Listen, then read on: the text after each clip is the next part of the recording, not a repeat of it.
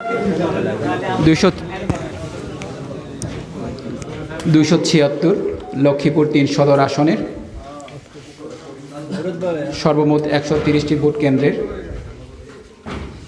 প্রতিদ্বন্দ্বী প্রার্থীদের মধ্যে প্রাপ্ত ভোট: A.K.M. মহিউদ্দিন, জাতীয় পার্টি, লাঙ্গল প্রতীক নিয়ে 1306 ভোট।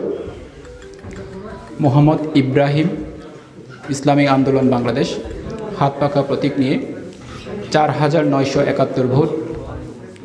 মোহাম্মদ রেজাউল করিম, বাংলাদেশ জামায়াতে ইসলামী, দাড়িপাল্লা প্রতীক নিয়ে 1,17,779 ভোট।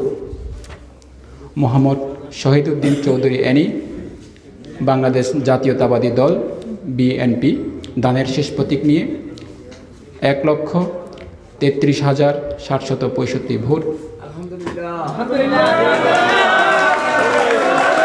Mohammad Shamsuddin, Liberal Democratic Party LDP, ছাতা প্রতীক নিয়ে 483 ভোট।